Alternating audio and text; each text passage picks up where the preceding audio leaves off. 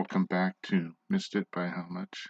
This is the channel that uses gaming simulation models to test hypotheses. Today we're currently testing if the Los Angeles Dodgers could be managed to win the National League West in the 1990 season over the Cincinnati Reds. And we're currently 1/6 of the way through the season. We've completed a month, 27 games. Our record is 18-9. And we are in first place. Just wanted to go over some of the instances that have been correct in modeling or not, have been an outlier as we look at the stats so far, 1 month into the season. And this is the American League snapshot board with Wade Boggs leading, hitting over 408. On the best team in the league currently, the Boston Red Sox. So let's start there and take a look at their roster. The Red Sox have the best record in the league. They're 19-7. They do win the division in the real 1990 season, and they have a great hitting team. I would say led by Ellis Burks, even over Wade Boggs, with his great average of 408. Ellis Burks hitting 364 with 10 home runs, which is tied for the league and the Major League League. But one person I wanted to look into was Luis Rivera, who's not started all the games at shortstop, but has played really well when he's been in. This is a player who hit 225 in the regular season and had an OPS of 623 and an RC27 of 2.9. And now he's currently hitting 361 with a 412 on base, slugging 541. And an OPS of 953 with the RC27 of 8.3. And it's not really happened versus lefties. It's happened versus righties. In 52 at-bats, he has 8 doubles, home run.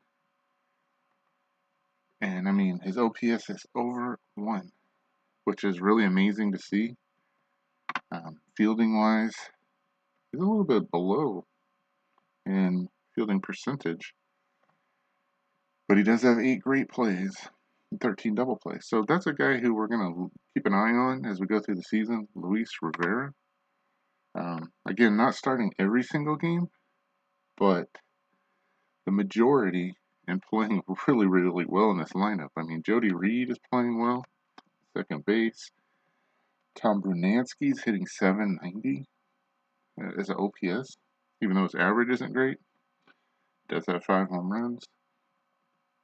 So that'll be interesting to watch. Also, Wade Boggs, who again is hitting over 400, which is not that surprising. One thing that is he has 14 doubles, a sixth of the way through the season. And again, this is very early, but after the first month, 14 doubles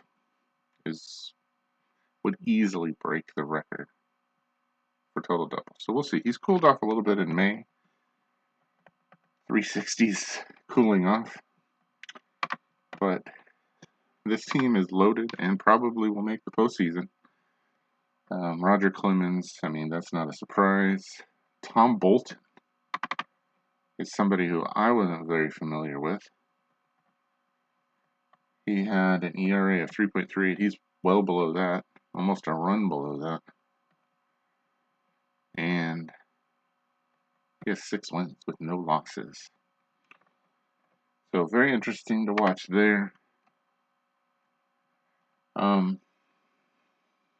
It looks like Reardon is their closer. He hasn't got the greatest ERA, but he does have 5 saves. Overall, just a strong team. Very interesting to see. Their main competition in the American League East is the Toronto Blue Jays. And the Blue Jays in the real season took them down to the wire towards the end of the season before Boston won the division. Currently, they're 3.5 games back. But I don't believe they've played their best ball yet. They do have Kelly Gruber at third base, who would currently be an all-star. Tony Fernandez also would be an all-star. And John Olerud would be the DH.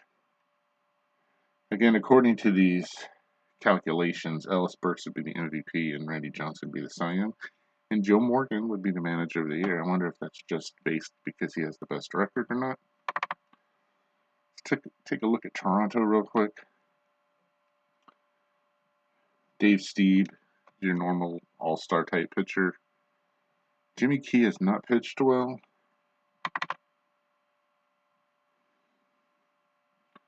And I guess he didn't have a great season in 1990. But we'll see if that changes at all.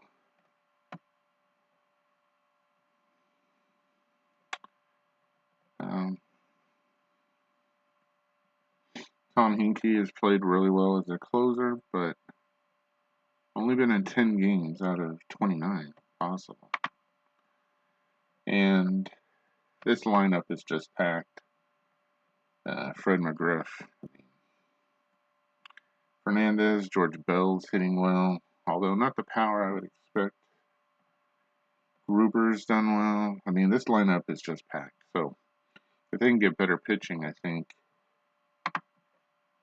it'll be a closer competition. The other teams are at 500 or below. One thing that I did want to check on, as you see here, the Cecil Fielder is at 10 home runs. This is the season that he does at 50 or 51. Ellis Burks is right on his tail, though, and we will see if he gets injured or if something. Mark McGwire at 9. Dave Winfield, 7 for California Angels, and McGriff at 7. One thing that I wondered about, because this is not as played lineups, would be if Cal Ripken would continue a streak, because he has not broken Lou Gehrig's consecutive games played streak at this point. So I thought that'd be interesting to look at. And the Orioles have played 27 games as of right now. And so is Cal Ripken. Now, I don't know if he's played every single inning of the game. I know he had a streak at some point. He was doing that. He has not played great on offense. A 229 average with the on base of 309. So his streak's still alive. On the replay, he has 13 great plays at shortstop, and he saved 3 runs. However, that's not been good enough for the Orioles thus far, as they're a game below 500. Ben McDonald, I believe a first-round pick, maybe the first pick of the draft, has pitched well. And Dave Johnson has played well, but some of the other starting pitchers need to improve, including John Mitchell. That is not the kind of ERA you want on a team that's trying to win a division. One last thing, on a video that I previously did about different things that were happening in the game, I talked about injuries, and I also had one that I recorded that did not pick up sound for some reason, and that involved the Yankees and Don Mattingly. And Don is not currently starting for the Yankees. That's a computer decision. Again, we're not playing as played. We're letting the computer choose the lineups. And as you look here at their lineup versus lefties, you would kind of not be surprised to see Balboni in there. He was a great power hitter. But against righties, again, it's not Mattingly starting. In fact, he's only had 13 plate appearances and 12 at-bats and is hitting a I won't even say the number. Really poorly. And his replacement, Moss, has not done much better. But I looked into this and I thought, this guy's a potential Hall of Fame player. Why wouldn't he play? But when you look at the stats, he did not have a great season that year. I mean, an OPS of 643 and a runs created 27 of 3.1 is probably below average numbers for him. Um, Interesting, though. The computer does not make choices based on names. It does it by numbers, and that is interesting and exciting to me because when I take on these teams, I feel like the computer is trying to finagle the roster and the lineup and the pitching staff and the bullpen to win every single game, which is what I want. And when I'm playing static lineups that were made by a manager who had different intentions, sometimes trying to get younger players in the lineup, sometimes when the season's over, playing not your best team, that's not what I want to see. When you have surprises, as we do here in the American League West, of the Twins playing really well, perhaps they were out of it early in the 1990 season. I'm not positive about that. And they played other players instead of playing their best lineups all the way through the season, which is what I would expect every team to do. As you look at the Twins, who are playing really well, it's the usual suspects. Herbeck, Puckett, Gaetti's playing okay at third. One surprise for me was Shane Mack, who's been playing really well. A 340 average and a 400 on base is not that much greater than what he did during the season.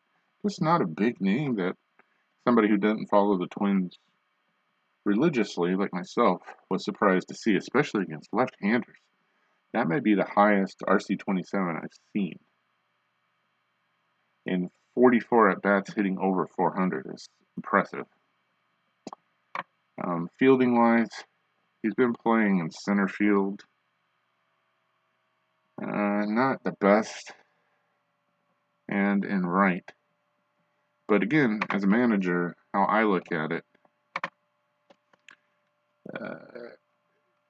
fielding is a lower third decision-making stat versus hitting or pitching.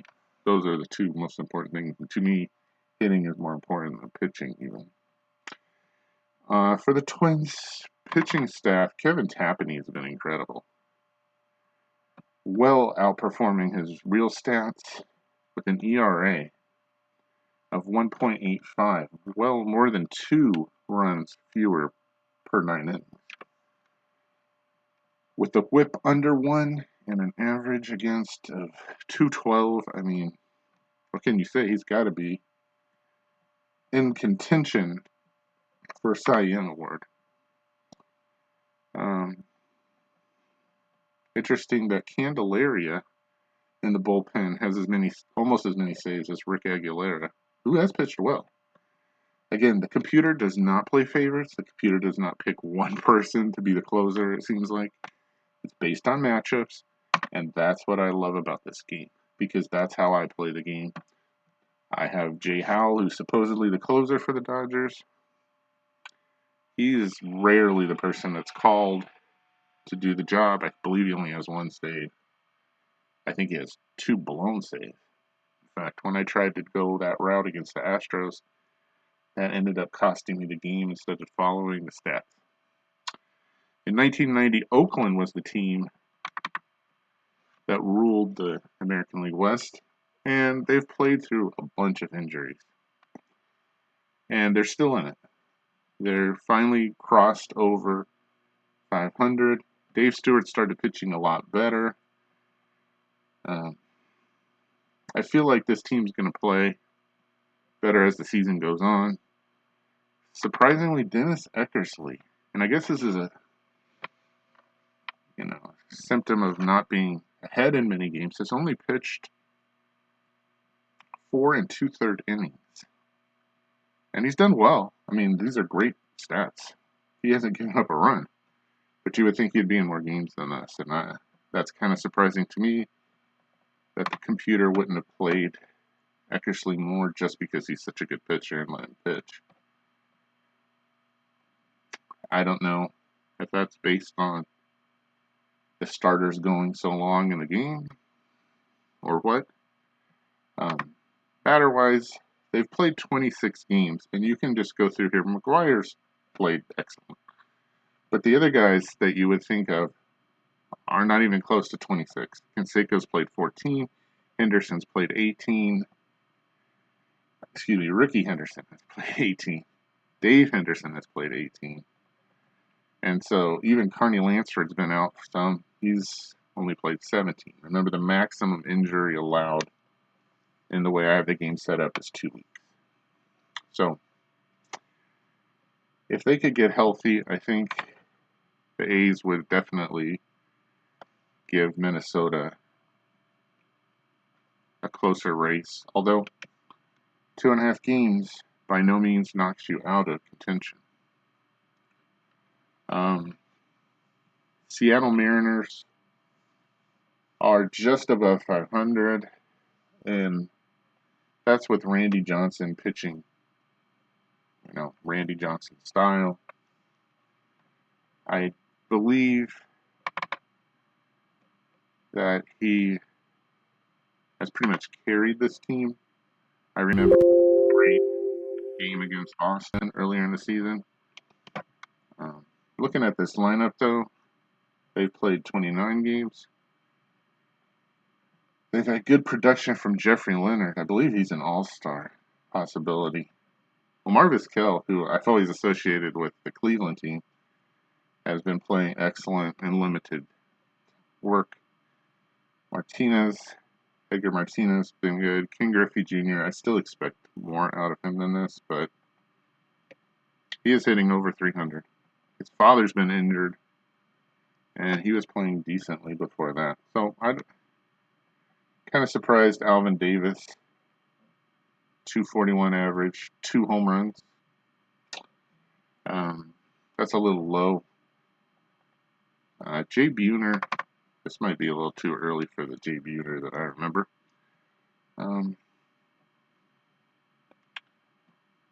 He's definitely underperforming and only playing 5 games. I'm curious to see if he was injured at some point. I'm assuming he was. But the key for the Mariners has been Randy Johnson with a 1.52 ERA. He has 4 wins and 1 loss, 9.1 K through 9. The whip, I would actually expect to be higher than that. Let's see what it was in real life. Yeah, it was a 1.338. But that ERA is, more than 2 runs under what he had done. It'll be interesting to see if that continues. If he continues to get 6 starts every 6th of the season, the Mariners will have a chance. Eric Hansen has also pitched well, been kind of overshadowed. But his record's only 3-3, which I think goes to the hitting. And here's something that I've seen that's kind of a flaw by the computer. Harold Reynolds is just... he wasn't a great player this season, but he's regressed a lot. Almost half of the RC27 that he played with on the season, and they keep batting him early in the lineup, usually first. That'll be interesting to see if that continues. The rest of these teams, I know Texas is at 500, but I just wonder if they have enough pitching. I'm sure they have enough hitting. So as we go to the National League, Nolan Ryan, 52 strikeouts, not surprising. He's ahead of Randy Johnson and Hansen. Team batting is Boston, team pitching is Minnesota, and the best team fielding is with Baltimore. But again, I don't really care about that. Kind of the usual suspects here. Jeffrey Leonard's kind of a surprise. Dave Winfield, I think, outplaying the Dave Winfield that I remember at this point in his career. Take a look at that really quick.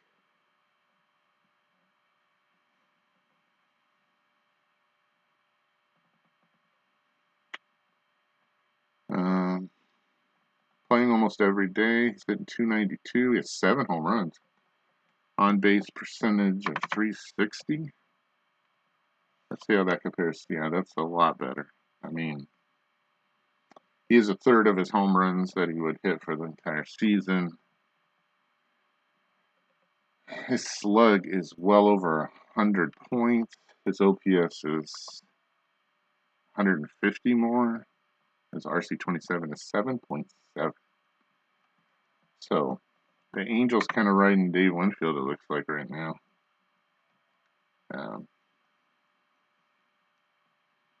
Brian Downing, that guy could always hit. The Joyner seems like a little low here. 290 average though. I'm guessing their pitchers aren't as good. Yeah, Chuck Finley should be better than that. And Mark Langston throws a no-hitter in this season. So, yeah. That's sad to say. But that's the way it goes. So I expect those teams to be in it the rest of the season. And, I mean, could always be surprises. Again, the reason I made the injury limit at 2 weeks is because I want to see these great players play a whole season.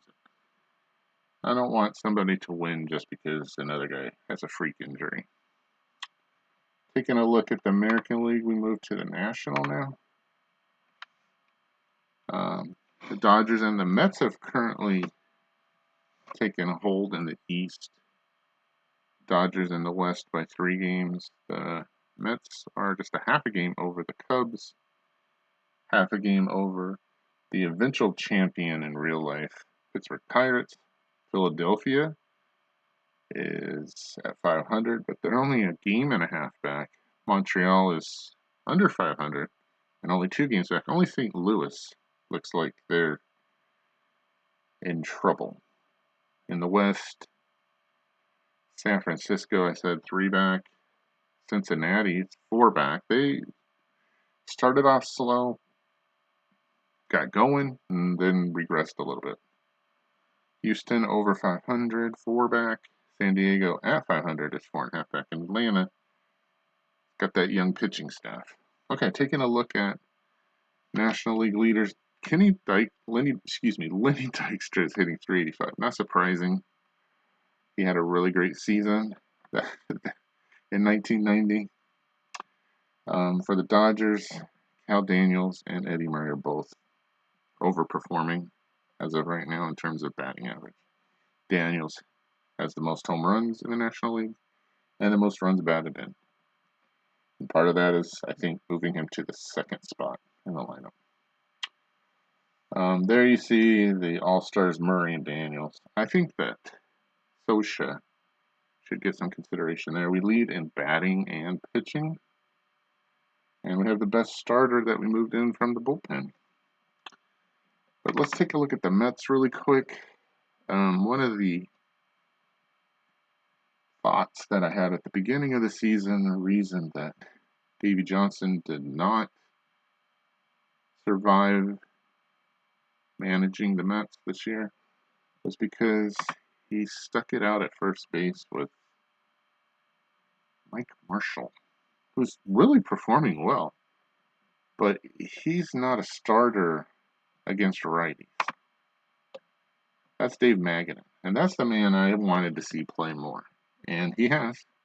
The computer has put him in as the 2nd hitter against right-handers, and that puts Marshall against left-handers in the lineup. And Dave has played in 25 of the 27 games. So I guess he's getting a lot of pinch hitting opportunities, but he is performing well. In real life, he did hit 328. He's a little below that. On bases, a little bit better. Slug's a little lower. Playing well. And as you see here, Mike Marshall's playing well in his split platoon as well. So, and Davey was known as a guy who embraced platoons, so that's kind of surprising that he kept Dave Magadan on the bench so much in that season. Greg Jeffries is playing much better than I remember him playing in 1990. Yeah, it's not, I mean, the OPS is really high. The runs created is not as great. His average is a little bit better. Very well against lefties, which is surprising. Not as great against righties. So the Mets have come around. They're playing better. Dwight Gooden started out really poorly, but has rebounded. He's pitched well. David Cone has not. This is a guy who had a 3.23 ERA. He is at a 4.65. So it'll be interesting to see if he improves. Frank Viola. I mean, what can you say? A 1.74 ERA. I expect this pitching staff to get better. Interesting for me is Julio Machado has the most saves on this team. And even more interesting is John Franco has 0.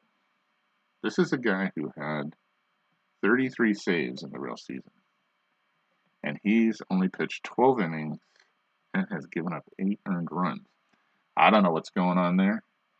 That is really strange to me. And look at this against lefties. Slug of 533.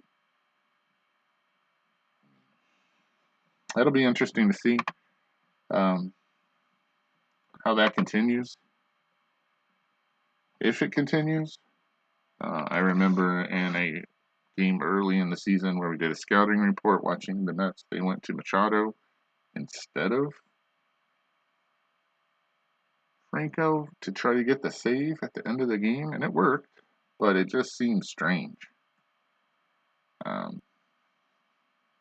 Again, is this the computer playing matchups? I don't know. I think the Cubs are kind of surprising to be. Again, they're just 2 games over 500. I mean, Greg Maddux, I don't believe this is the Greg Maddux yet. They pitched okay. Feel like they've kind of been pulled by their offense. Andre Dawson, just incredibly good. Mark Grace was hitting over 400 for a while. He's hitting 371 currently. Sandberg's been decent.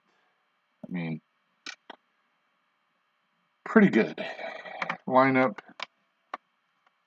Would have to dig into the numbers to see how well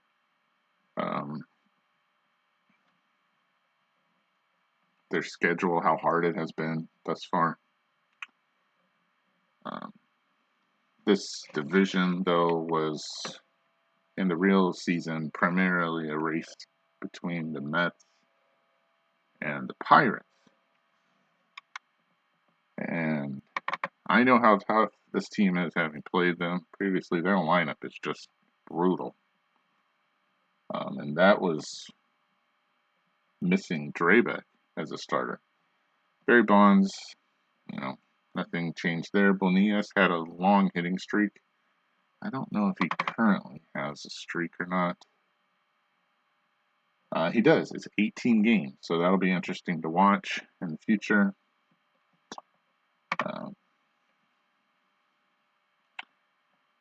Yeah, pitching wise, I was really surprised to face Bob Walk, who I'm not. Oh, there he is at the top.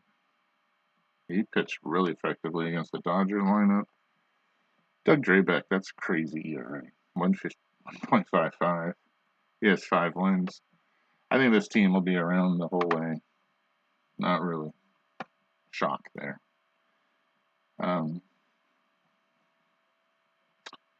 As you see up here, Dykstra is at 385. He's the catalyst for the Phillies offense. We just finished playing them a little bit ago. Their top of that lineup is really tough with Kruk and Dalton. However, below that, it's pretty bleak. And I think it was a little too early for that team. But and Terry Mulholland pitched well against us. He's pitched well this whole season thus far. 4-1 record. Beyond that, though, I mean, slim pickings. 4 saves for Roger McDowell. Dykstra is just 10 runs created, and he's played every game, hitting 385.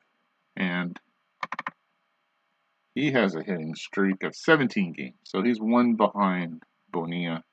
In this season, he did have a real 23-game hitting streak, so we'll see how that goes. Always interesting to follow along. I mean, look at versus right-handers. 403, 512, 507, and a 1.019 with the runs created 27 at 12.9. I think that even beats the 12.4 we saw earlier, if I'm correct. Darren Dalton's played really well behind the plate. Interesting, 24 games he's played. And he played 143 as a catcher. Very impressive in this season. John Kruk. But there's just not a lot of power on this team. I don't know if that's park related or what. The Dodgers hit some home runs, though, when they were there. So, interesting to see what happens there. Tony Gwynn, right on his heels at 374 and as an average. Mark Grace, 371. All great hitters. Not known for power, but interesting. Bip Roberts at 363 thus far. And before we take a look at the Dodgers, let's take a look at the other contenders. San Diego. I was very impressed with their lineup earlier in the season. They've cooled off, I guess, a little bit. Not Tony Gwynn, hitting 374. And this was not one of his seasons where he won the batting title. He hit 309. So, interestingly, his first 6 of the season, he's hit his normal amount, especially against right-handers. Look at this. Well, you thought Lenny Dykstra was good. 4.18, 4.74, 6.12 slug. He has 3 doubles and 5 triples. 1.086 OPS and a runs created 27 of 13.2. Very impressive. Bip Roberts we talked about. Joe Carter has not played up to his standards, I don't believe, with a 211 average. So it'll be interesting to watch him. This interesting spot down here at first base. They've played a lot of different people. Phil Stevenson's played some. Jack Clark, who I remember as the starter, has not played great. 0 home runs. Yeah. And I didn't even know Fred Lynn was still on the team at that time. I would guess another guy who had played. I don't see it on the roster. They had another Clark. Gerald Clark. There he is. He's inactive. I guess he played so poorly he played himself off the team. 227 average. And he started some games against us. He did have some home runs. 5. So interesting that he's inactive. It's not an injury. It's poor play. Very interesting. Pitching-wise, one of the guys who I was surprised by when we faced him was Dennis Rasmussen. He's still pitching better than his real-life stats, but not as well. Ed Whitson's not a surprise. Eric Shao is 9.45. Not a good ERA. And He's started 7 games. Looks like he's been moved. I mean, he started 2 games. Looks like he's been moved to the bullpen, which their bullpen doesn't look too menacing either. Craig Lefferts, their closer, not a good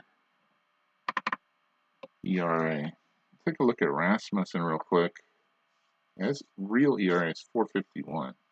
We'll see if he floats back to that median number as the season progresses. But San Diego, a lot of future all-stars on that team and good players, but somehow always never really put it together, except that 84 season and the 98 season. Just disappointing with the amount of talent it seems like that they had. I mean, Bip Roberts hitting 363 and 12 stolen bases, and yet they're still there, languishing at 500. The Astros started out well, have regressed a little bit. Pitching-wise, Danny Darwin has been kind of a swingman, which is surprising for somebody who I would consider an ace. His ERA is 1.64. He started 5 games, but he's pitched in 9. He's a great pitcher. There's no doubt about that. Larry Anderson has an incredible season this year. He's started off that way. Dave Smith's played really well. He's 8 saves. I think he leads the league. I think probably the problem is the starting pitching. Gullickson is not good. Deshays has not pitched well. Mark Portugal. Let's see how underperforming that is. Quite a bit. 3.62 ERA to 6.28. That's, I guess, part of the problem there. Batting wise, yeah. I mean, Franklin Stubbs, with the former Dodger, trying to get on the All-Star team, looks like. I mean, really outperforming numbers there. Look at the slug. He has 5 home runs. On pace to have 30. Really, really well. Playing, looks like every single day, just about. But, I mean, Bill Doran, Oberkfell. I mean, I don't think he starts most games. They've had quite a few injuries. Rafael Ramirez, I remember he has been out. Glenn Davis has missed 12 games, although not playing great. Ken Caminiti, I mean, these are just meh kind of scores there. So you can take it either way. I think a little bit of hitting and a little bit of pitching has been suspect. When you look around this leaders board, it's surprising to not see very many Cincinnati players. In the ERA section, Rio is a good pitcher. He could throw a no-hitter at any point. But other than fielding, I don't see a lot of Cincinnati names on there, and that's surprising to me because this is a team that is very talented as well. We'll see if we can discover any reasons why they're not playing well. I mean, these are just not great hitting stats. Chris Sabo. Eric Davis is hitting 209. Yeah, that's a key part of their team. Mario Duncan was up really high in average, and he still is. 305 is decent, but not a lot of slug there. 368. Barry Larkin only hitting 273. He's got to be a 300 hitter, right? Close to it. Yeah, he hit 301. So he's underperforming as well. Interesting to see. Defensive wise, not bad. Let's see if there's any injuries here that I'm missing. Yeah, Glenn Braggs is out. Luis Quinones is out. Glenn Braggs is an important part of this team when he came over in the trade deadline deal or close to it. He played really well. Kind of gave them a spark. They're getting him the whole season now, and he's just not been the same player, looks like, even though he is injured. 280 average. I mean, these are not good numbers. So the whole Cincinnati team, I don't know if that's based on who they played. I mean, they played Atlanta, and we haven't played them yet, so really surprising. Pitching wise, uh, again, Rio is good. Tom Browning, kind of surprising there. The bullpen, Randy Myers, good numbers there. Got 4 saves. Rob Dibble, not as good. 10 hits per 9 innings. I mean, he got the strikeouts, no doubt. Norm Charlton, not as good as I remember. The Nasty Boys. Yeah, that's nasty, but not in the right way. So, interesting. I expect this to be the team that the Dodgers have to beat out. But we'll see. They're not playing as well. And that was a key to their real season was the Reds played so excellently at the beginning of the season. And then they kind of petered off, but they held enough at the end to win this division by 5 games. So it'll be interesting to see if this team can rebound. Again, don't know the reasons why they played so well at the beginning of the season. And the Dodgers did not. The Dodgers played about 500 ball for at least the first third of the season. This is the team that's the closest to the Dodgers, the Giants. They also have a formidable lineup. Scott Geraltz. Do you really expect a lot from Scott Geraltz? I don't. I mean, I guess they expect better, but not really. This is the problem for the Giants in this season, I felt like, was pitching. And they've stayed afloat, even with the bullpen's been pretty good, though, here. Look at these numbers. And it's bullpen by committee. Batting wise, Dave Henderson's playing a lot and doing well. 400 average. Former Dodger shortstop. He only gets to play 60 in the real season and hits 350, but he's parlayed that. Doing well. How's he playing at shortstop? That's not horrible.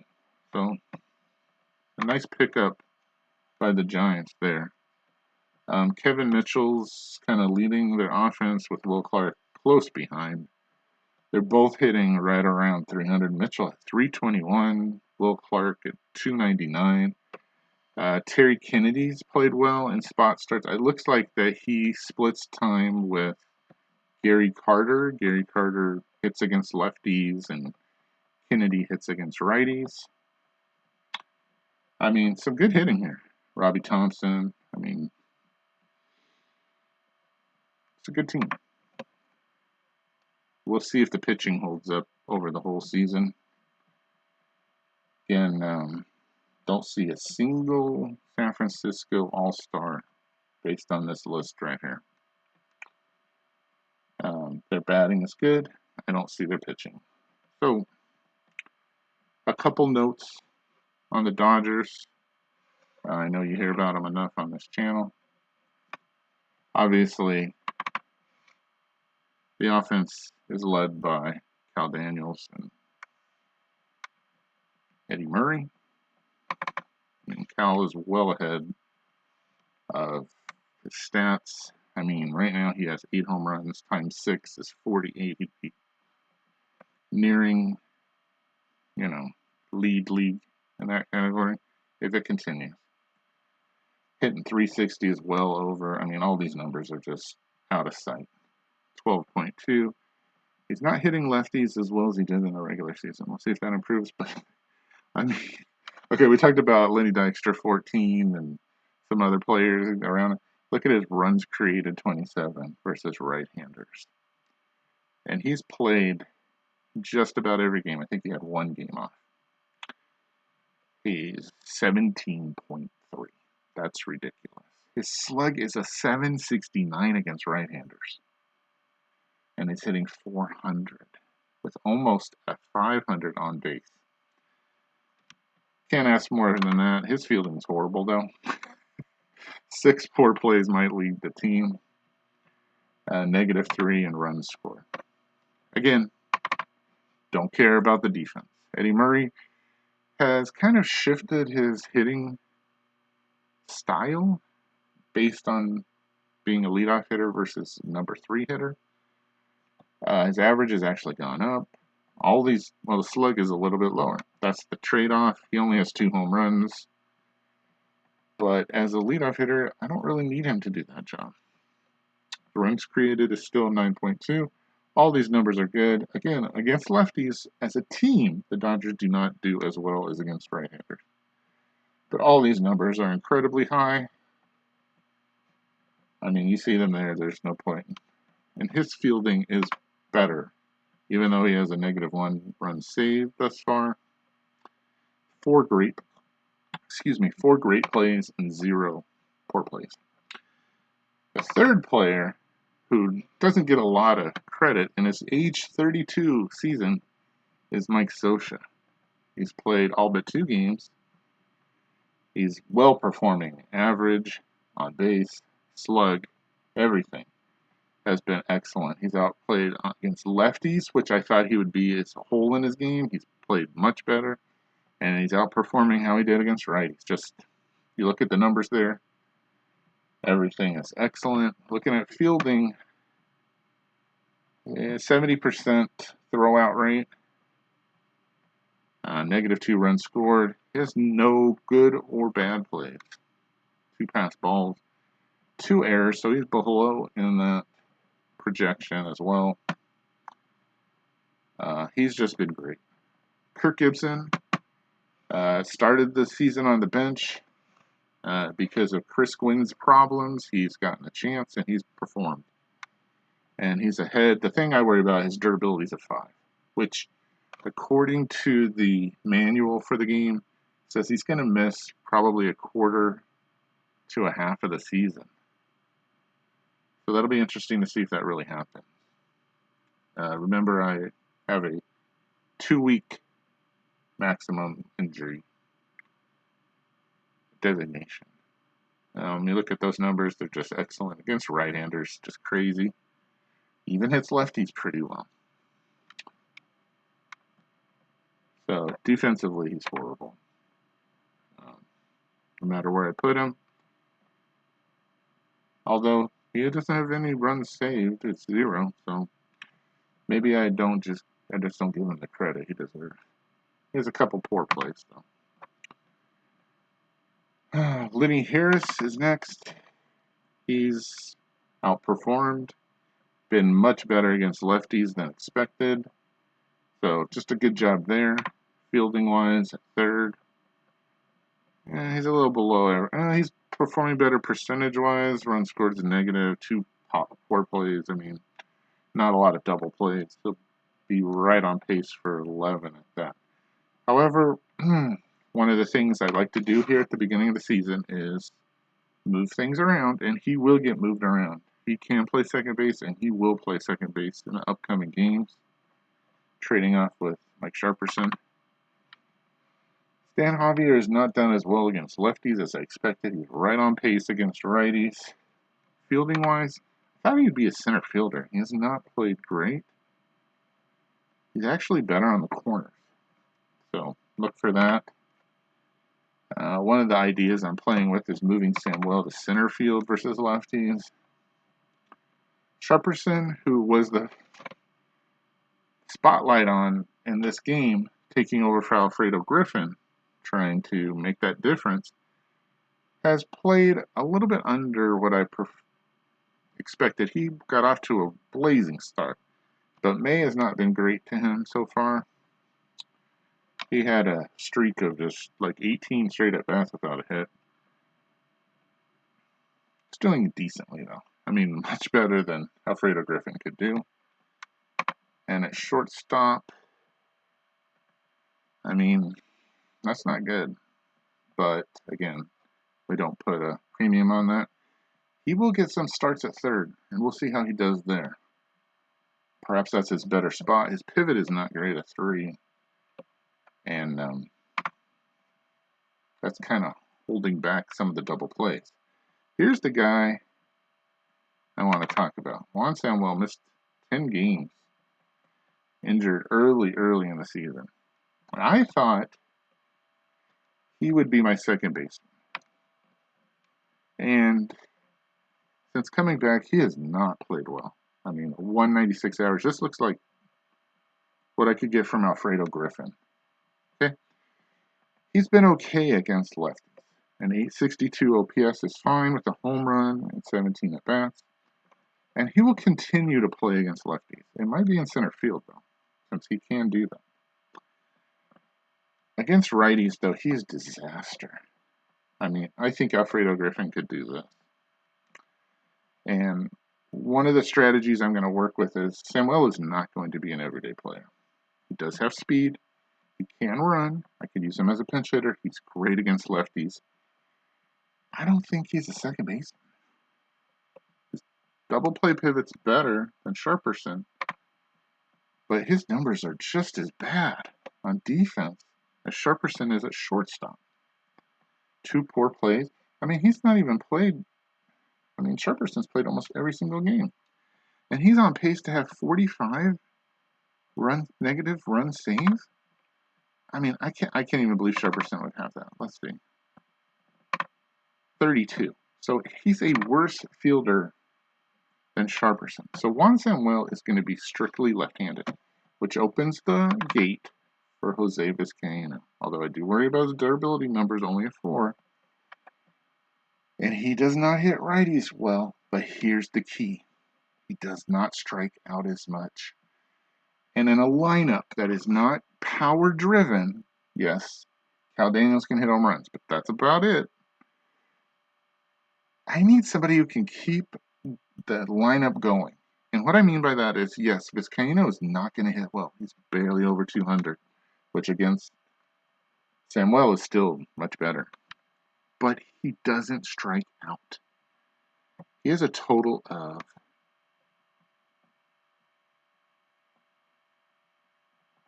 6 strikeouts and 56 at-bats. Okay? 6 strikeouts and 56 at-bats. In 56 at-bats, Juan Samuel has 14 strikeouts. That's more than double what Vizcaino has.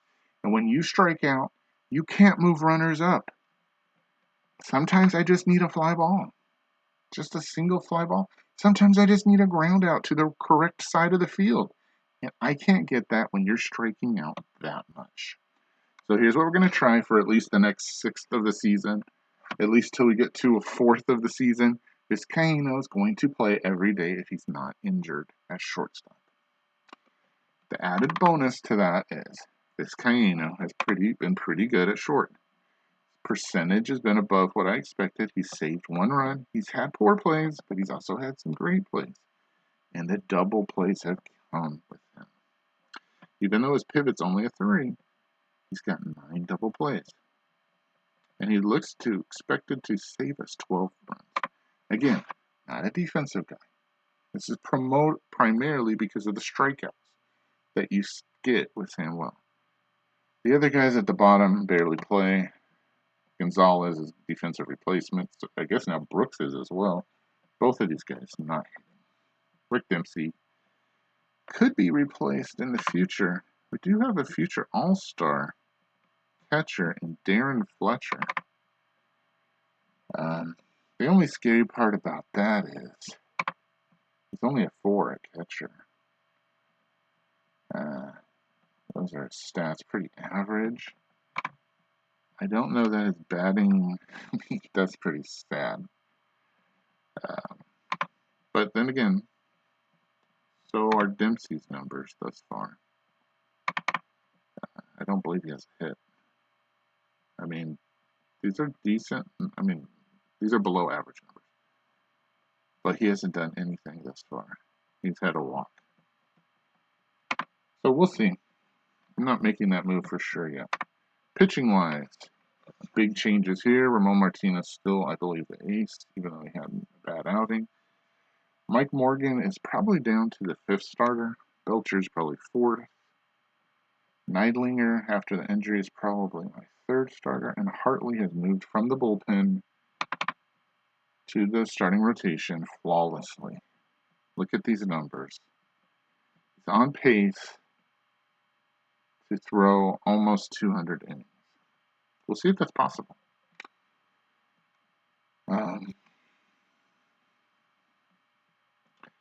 He has 14 walks and 37 Ks. His whip is .849. The average against is 1.32. His ERA is 1.27. I mean, his ERA plus is 3.03. So, obviously, he's pitched better out of the bullpen versus being a starter, but he gives me so many more innings, quality innings. And it's not like I have a surplus of starters that pitch well. Morgan's 3.82 was added by, I think, a 1-run complete game. Belcher's Escape Fernando is just... I don't even know if I can use Fernando in relief. His pitching has been so bad, but he will stay on the team, and you know why. He can hit, especially against right-handers. 8 at-bats, 5 hits, an RBI, a walk. He makes contact. He's hitting .625, even against lefties, who he didn't have a great numbers against in the real season. He's 1-for-1 with a double. I know this seems like a crazy idea. I tell you, he's my Shohei Ohtani. He can hit. He will get chances. The only problem for him is we're ahead in so many games that I don't need to bring in a pinch hitter. But I'm going to try to remember and get him more opportunities. His OPS plus is 475. So he's got a spot on the bench. But it won't be as a starter, and if he does pitch, it'll be limited. I've talked to you in other videos about the problem with the lefties barely pitching. 4 pitches, and they're out. They can't pitch. The saving grace from that is Tim Cruz does face lefties well, and he can pitch a lot. For some reason, I guess he started a couple games in the season. His EPC is way too high. For a relief pitcher, he's been excellent, though. 24 innings, 18 hits, 3 walks, 20 strikeouts. Almost 7-1. He's been excellent about both-handed hitters. His ERA plus is wonderful. I mean, he's been the saving grace in the bullpen. That has allowed Hartley to move to the starting rotation. Darren Holmes is probably the shakiest of the pitchers. If somebody has to go, Gott has not been great, but used sparingly. Jay Howe, after one horrible outing, has recovered and is probably like a fireman position where the best part of the lineup's coming up in 7th, 8th, 9th. He's going to face them. He may not end the game, but he's definitely earned back some trust. 4 walks, 12 Ks. That was excellent in 9 innings. 9 and 2/3, excuse me. So, if he continues on his route of recovery, he'll be an important piece. John Wetteland is a mop-up guy. Probably Holmes is better than Wetteland, but because Wetteland can throw so many pitches, I have to have him on the roster to eat up if there's a blowout either way. So that's what we're looking at thus far, 1/6 of the way through the season. There you see the records. The Dodgers are currently in an 8-game road trip. They've won the first 4. They've swept Philadelphia. They won the first game against Kevin Gross in Montreal. In that game, I had to use every single relief pitcher except John Wetteland because he was kept in case of extra innings, including one of the left-handers who had the designation of not being able to pitch to get the last out to save the game. It'll be interesting to see in the future how the pitching staff holds up against this Montreal lineup, which is really good. Thanks for watching. We'll see you next time on Missed It by How Much.